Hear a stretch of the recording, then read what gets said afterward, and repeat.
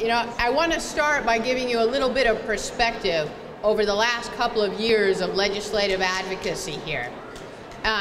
In 2008, I got involved in legislative advocacy because somebody called me from the Minnesota Disability Law Center and asked me to take a look at a bill proposed by DHS.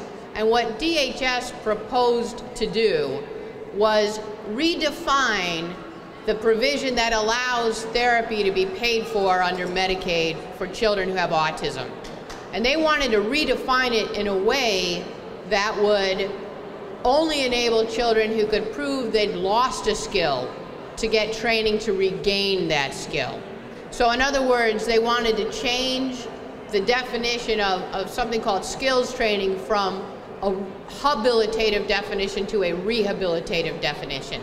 So unless you could prove that your child had the ability to talk and had lost it, you would not be able to get your young child who has autism therapy to learn how to talk. Unless you could prove that your child had lost the ability to attend to a task, you would not be able to get therapy to teach your child to attend to a task. And that's where we were in 2008. And together, I and other parents and providers and activists and lobbyists from different nonprofits helped stop that legislation. And ever since then, I've been trying to be over here as much as possible so that I can be a resource to legislators and parents and help push affordable access to more options for treatments and therapies and services for our children.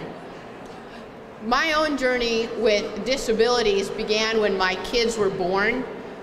My children were early. My son had special health care needs and was medically fragile for a couple of years. His initial hospital stay was 167 days. He was on oxygen for 2.5 years. He had numerous surgeries. He didn't sit up until he was over 18 months old. He didn't learn to walk he learned how to walk first with a walker when he was about 2, and then eventually by the time he was 3, he was walking on his own. So imagine taking a little kid and saying, well, you can't prove he ever had the ability to walk, so we're not going to let you teach him how to walk. Nobody would think of doing that in the realm of medical or physical disabilities. But when it comes to mental health issues, our society does not value our children who have autism. They don't. And we are here today to help them see the value in every individual. Mental illness diagnosis and autism diagnosis does not mean that somebody is unworthy or undeserving of treatment and services. This is a very, very scary time at the Capitol. The budget goals for cutting services to individuals with disabilities should scare the daylights out of all of us. They keep me up at night, and we've got to work together.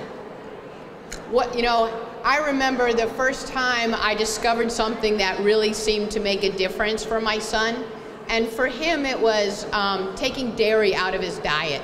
He was actually fed through a tube, and so 100% of his calories were based on dairy. And he was 3 years old. He had never said mama. He had never said a single clearly intelligible word. And when I switched his diet from a 100% dairy diet to a non-dairy diet, the very next day, he looked up at me, he stopped what he was doing, he looked me in the eye, and he said, "Mama," and he smiled, and he signed, "I love you." And I was...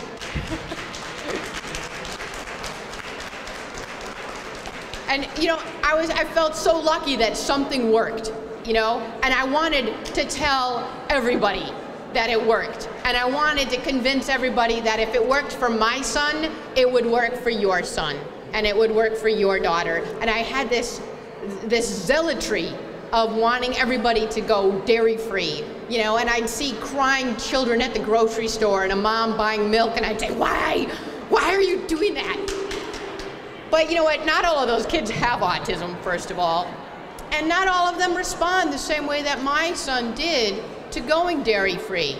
And so for me, it really, part of my journey was opening my mind to see that what worked for my son isn't necessarily what's going to work for your son and for your daughter, or for your sister, or for your brother.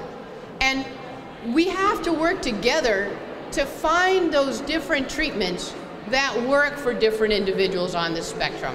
So whether it's a dairy and casein-free diet, or whether it's a certain type of therapy, whether it's social skills therapy, behavior therapy, floor time, RDI, we have to bind together and be supportive. We have to explore these different treatments and services that work for all individuals on the spectrum. And keep in mind that what works for one may not be what works for another. My overriding mission that I really try to attract other parents to, and providers as well, is that individuals on the autism spectrum are all different, and they need options for different treatments and services and therapies.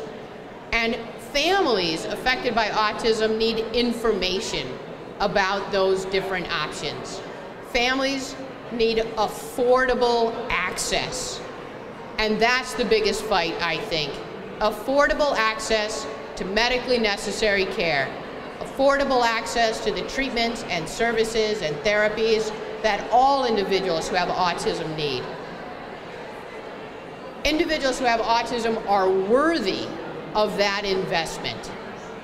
And it is so hard to fight against this idea, this bigotry that persists in society, that individuals who have autism or other mental illness diagnoses are not worthy of the same investment. So I'm so heartened to see so many people here today. And as you meet with your legislators, I feel that the most important thing you can share with them is to tell your story about how autism affects you and your loved ones, to tell them that autism is treatable, and to ask them to help you, to help all of us obtain affordable access to medically necessary care. Now, this year there are several autism-related bills before the legislature. There are some bills that would expand and increase affordable access to medically necessary care.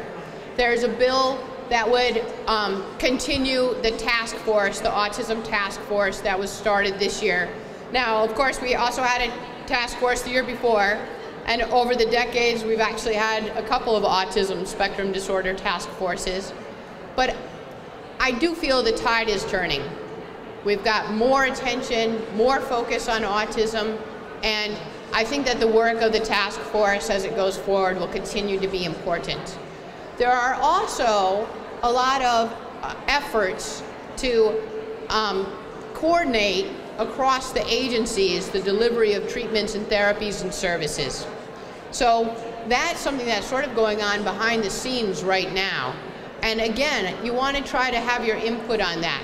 So think about coming to the autism task force meetings. Definitely talk with your legislators. One way to stay informed is, and here's where I'll do a little shameless plug, at my website, which is www.autismlawcenter.com.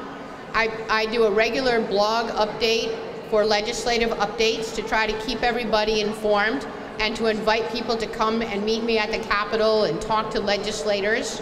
So please feel free to look at that. You can subscribe to the RSS feeds.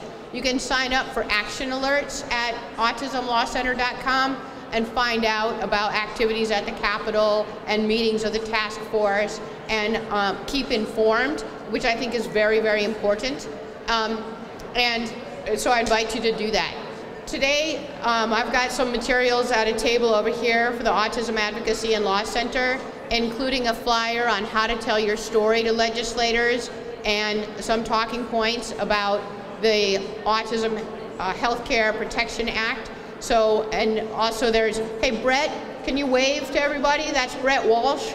Brett Walsh is here, also from the Autism Advocacy and Law Center, to help facilitate meetings between parents and legislators today. So if you've got questions about legislation or what to say to legislators, please approach either one of us, and as well as I think Jean mentioned some people who can also help.